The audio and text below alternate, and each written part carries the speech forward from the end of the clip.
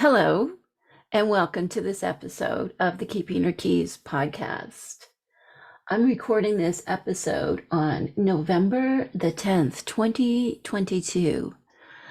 First of all, I want to say thank you for listening to this season of the podcast.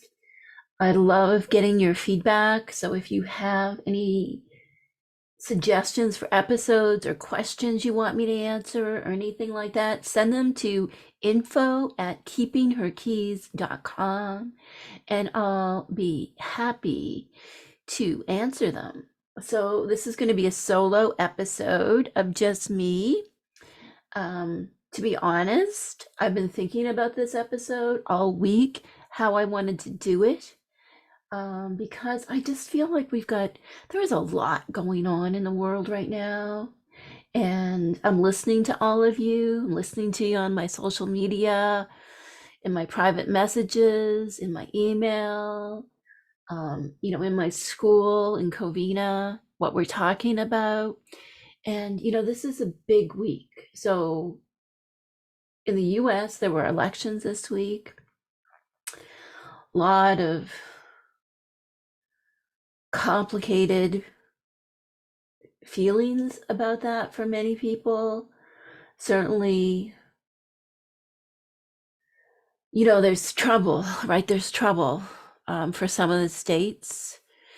And also, I guess, federally in the US with the balance of power for the Senate and the House, and just all this hateful horribleness about reproductive rights, about women's freedom, which reproductive rights and women's freedom are interrelated, but not a perfect correlation. Reproductive rights are for everyone.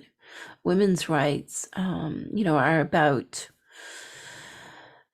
including reproductive rights, but they also include like personal freedom, financial stability, the ability to freely move, and all of these issues.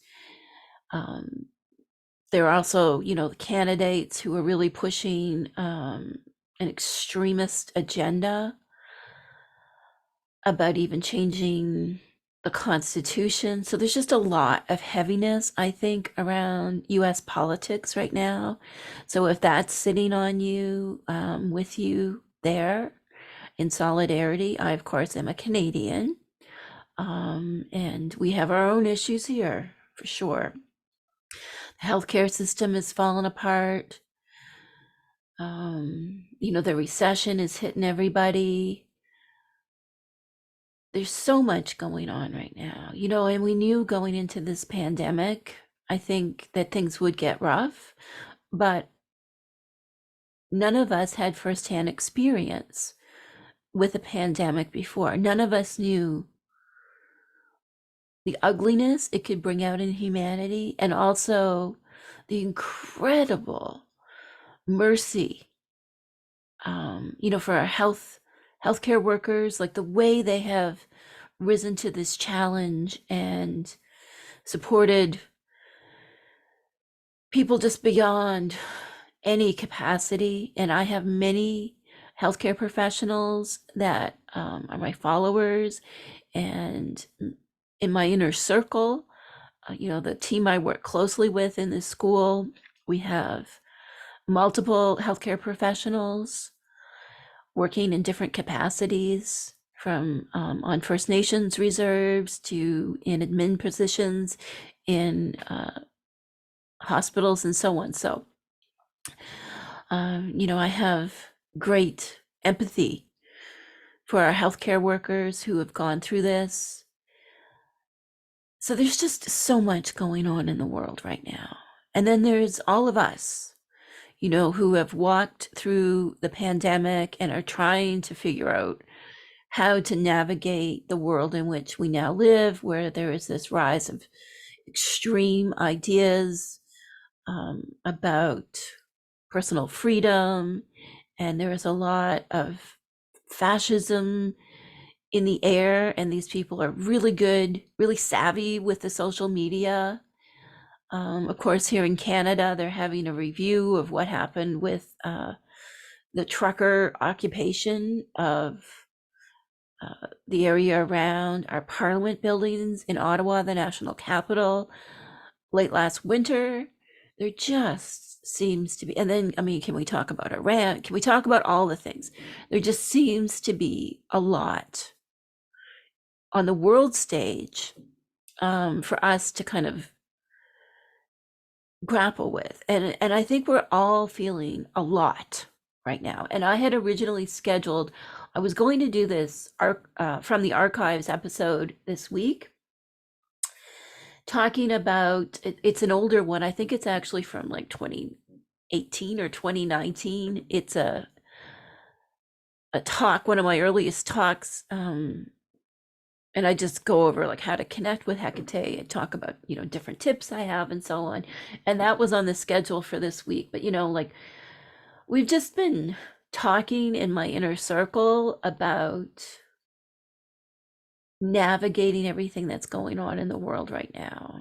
And so we did a ritual the night of the full moon, which was before the US elections, and kind of strategically targeted certain races. For me, the race in Pennsylvania was one that was really important. Unfortunately, that one seems to have gone in a way that is sensible.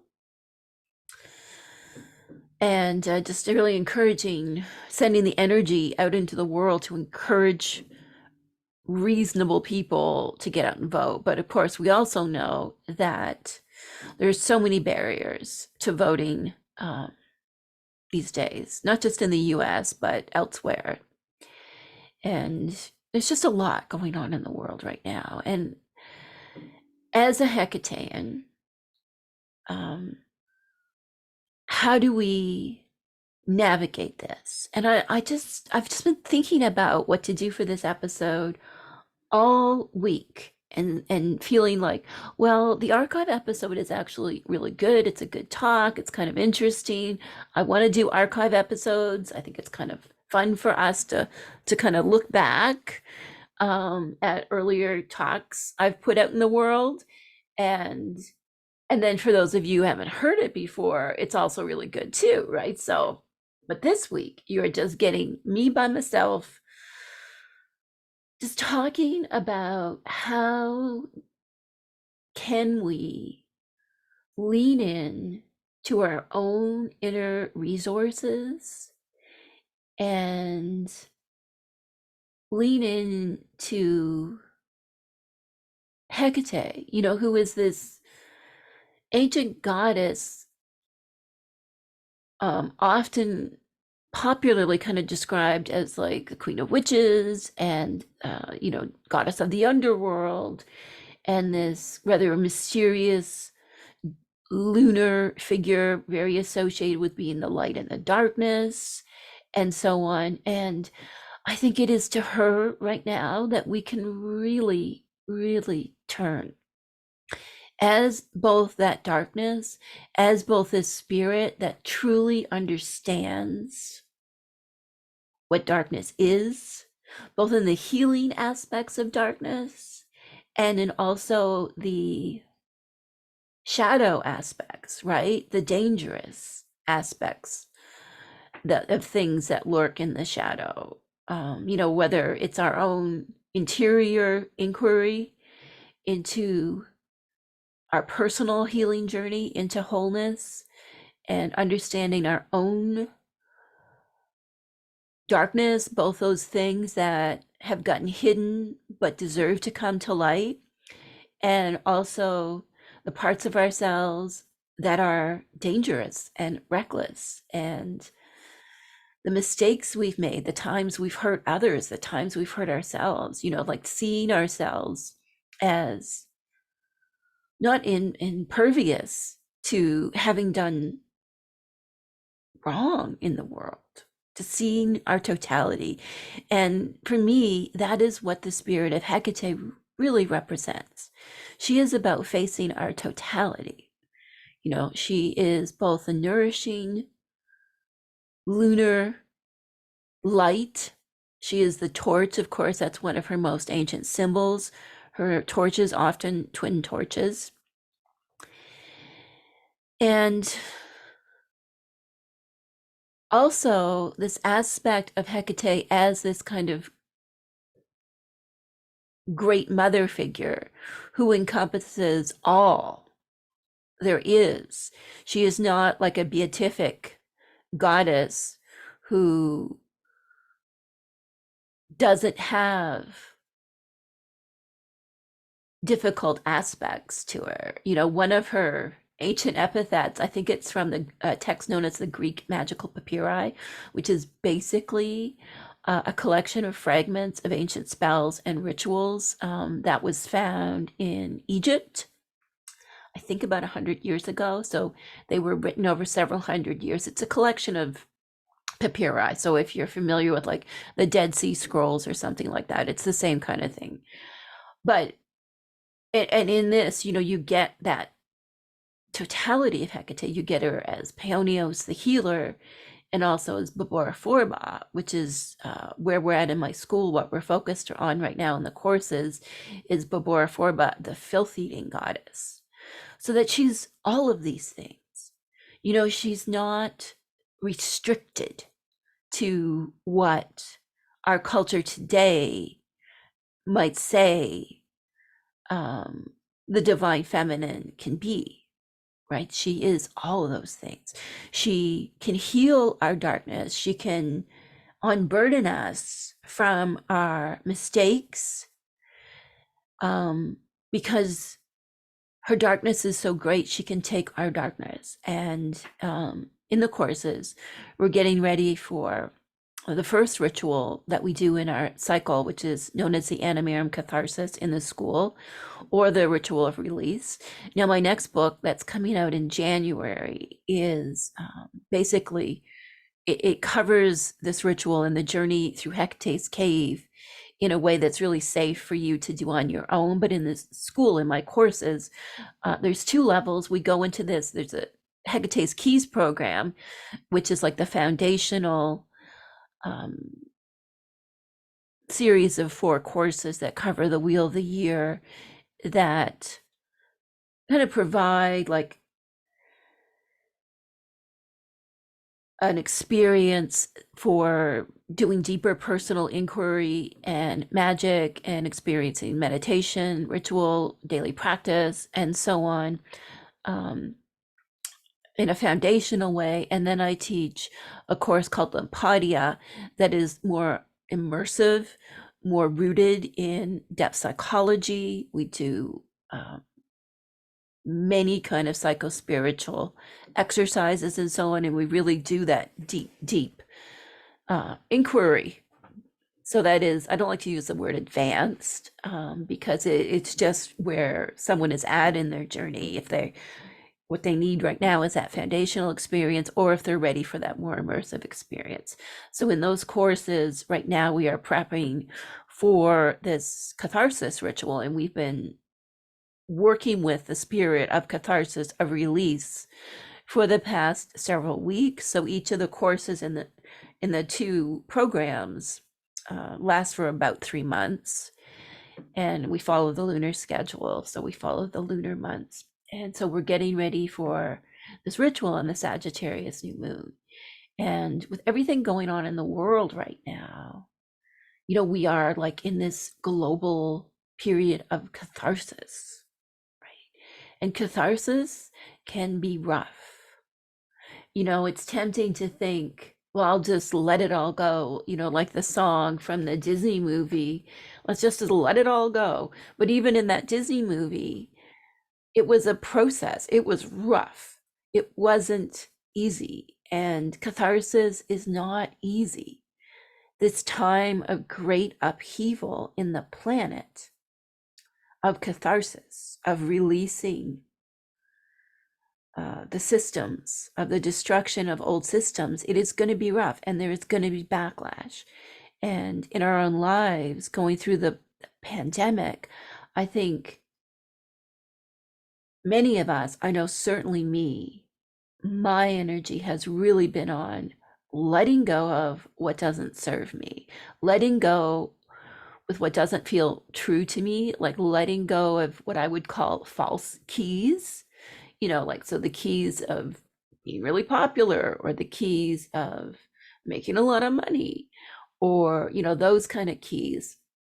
And really clinging to the keys that for me open the gates to a really rich and meaningful life, where I can do the work that I feel called to do by Hekate, and have a really rich personal life as well. And I think maybe you understand that as well.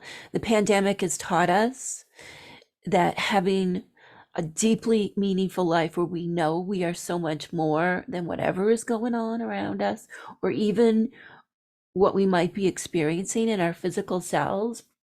I've had COVID.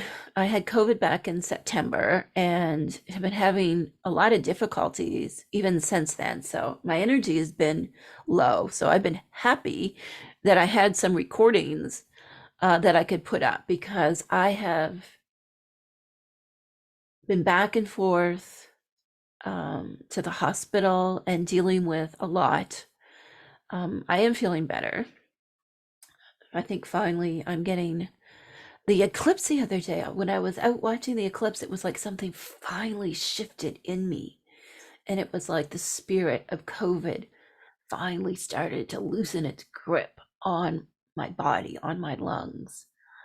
And then before that, of course, on the new moon closest to the summer solstice, I got bit by that brown recluse spider. So I have been going through this personal health journey of really needing to take care of myself, and to take it easy, right? I see that as like capital E, capital Z. I'm Canadian, so I gotta say Z. And navigating how to do that was still, having a mortgage to pay, and having a house to look after, and my kids, and my oldest son, whose health is really, really poorly again. And doing all of this, and just how do I do this with some grace and some mercy, and lean into Hecate and what I feel called to do. So what I feel called to do is to teach my courses, lead the read along group, do the podcast, and just talk to y'all. Like, not have a bunch of pretenses or all this fancy shit. Like, let's just talk. Life is rough. We are strong. We are wise. We are Hecateans. Or if you're not a Hecatean, you're curious about Hecate as a spirit, and you're listening to this because something about her makes something in you thrum, and you resonate with the idea of the spirit who is emblematic of the sacred feminine, and that she is this total figure that is both the darkness and the light within it. So let's just lean into this. Let's lean into our inner light within us. Let's lean into our own darkness. Let's try to understand ourselves and build a life that is like a temple, that we are our own temple, that we see ourselves as sacred. So we see ourselves, if you like this metaphor, as a child of Hecate, a child of the darkness and the light, a child of the lunar. And that we go forth into this world with, the principles or the keys or the values I write about in the Keeping Her Keys book, which is passion, kindness, and integrity. And we try to find some equanimity within ourselves as we navigate these really difficult times, this period of catharsis. There is a card in the Wild Unknown archetypes deck by the amazing Kim Kranz, and I teach many of her decks as part of my curriculum in the school because they're so evocative of the deeper world. But there's this card in the Wild Unknown archetypes deck called the Fault Line, and I remember back in 2020 when I wrote this article called 2020 is the Year of the Witch. I talked a little bit about the astrology. I talked about what I felt were the changes that were coming. And I didn't talk about the Year of the Witch in the sense like, oh, it's all going to be wonderful and we'll be flying around in our brooms with our potions and life's going to be easy peasy. Um, I talked about how it was going to be really rough. And it has been really, really rough. And I think we need to talk about it. And, you know, whether you're in my school or you're on my Facebook or you send me an email, like talk about it. It's okay to talk about it. We're all going through this. It doesn't mean that Hekate is not a spirit that we can turn to. It doesn't mean, you know, we're not in kindergarten, right? Like it's not like, well, you know, if Hecate existed, none of the bad things would happen. I am so done with anybody who has that attitude. The world is complicated. Hecate is complicated. As a divine force, as Anima Mundi that runs through all things, Hecate knows what's what. Our place in all of this can be small. And for me, being devoted to Hecate doesn't mean that my life is going to be some kind of like tulip dancing, unicorn frolicking foray. It means that I have a strength within me, that there is a light within me, and that that light is an offshoot of Hecate's light, and that her spark that fuels the world lives in me. This doesn't mean it's going to be easy. It means that we are strong and resilient and wise, passionate. We can have kindness. We have integrity. And that we're mature. We are not children who believe in Santa Claus. We are children who understand that Hecate is a spirit that gives us succor, that she nourishes us, but that there's no utopia where all of a sudden all the world's problems just instantly vanish.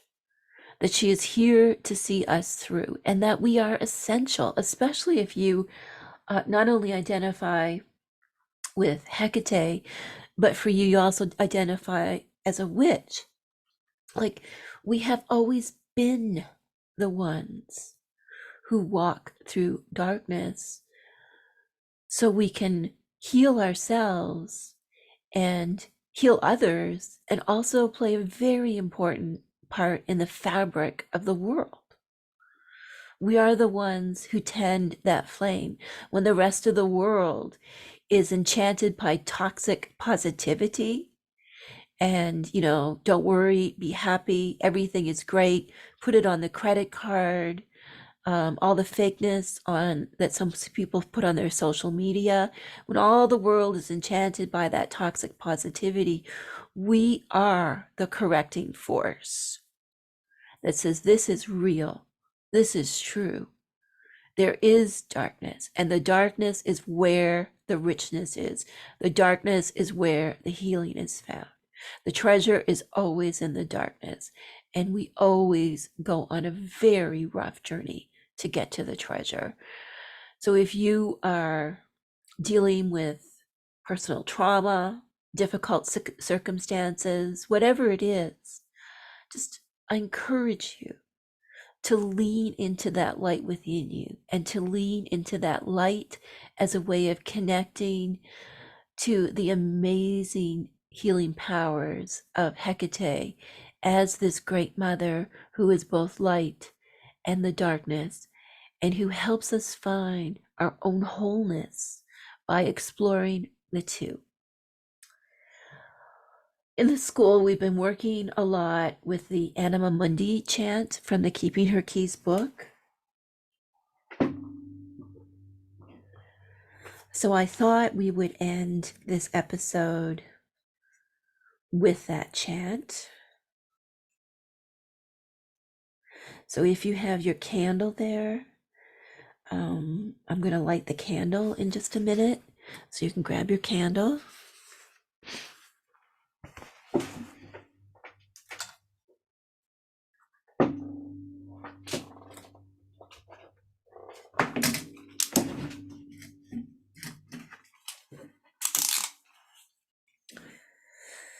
So let's light our candle and do a simple ritual with your candle. If you don't have your candle, use your hands, left hand, and we'll move the left hand either with the candle or circling it counterclockwise.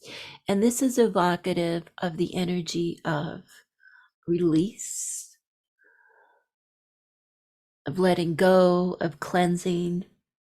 We usually do this 3 times around, but if you need it more, just stay with it until you start to feel that shift where you're letting go of the troubling thoughts, letting go of some entrenchments you might have with toxic positivity and culture, letting go of the news a little bit, just release it. Create a little bit of openness here, that tightness we get when we get so stressed out by everything that's going on. Just let's release it. And then shift to your right hand, holding the candle or moving your hand in a clockwise direction. And this is about protection and connection. And again, just do it until you feel that change where you feel a little safer, you feel a little bit more connected to the ones you care about, what's important to you, more connected to yourself. And then I always end this little ritual with an invocation. So let's end our time together today with this Anima Mundi chant from the Keeping Her Keys book.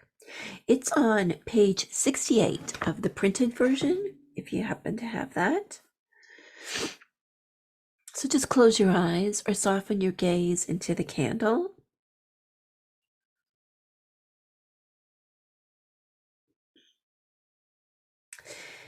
Hail Hekate.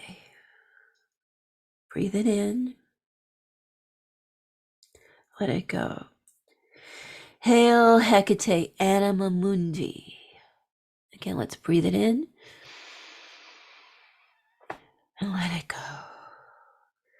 Hail Hekate, Anima Mundi. In and out. Hail Hekate, Anima Mundi. In through the nose, nice and deep, and then push it out through the mouth. Send it forth. She who is the very soul of the world, within me lives the same spark that fuels all of creation and birthed the universe. Let's do it again with the breath. Hail Hekate, Anima Mundi. Let's breathe it all the way in. Feel that spark. And then let it go. Send it forth. Hail Hekate, Anima Mundi. All the way in, right down to the root, to those sitting bones. And then Hail Hekate, Anima Mundi. One final time, let's do it together.